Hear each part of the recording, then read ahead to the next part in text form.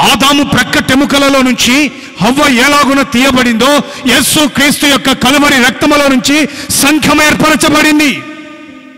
అన్ని కాలాలలో సంఘము మీద దేవుడు ఏర్పరచుకున్న ఉద్దేశం చాలా ఉన్నతముగా దైవజనుడైన పౌలు పలు పత్రికలలో గ్రంథస్థం చేస్తూ వచ్చారు.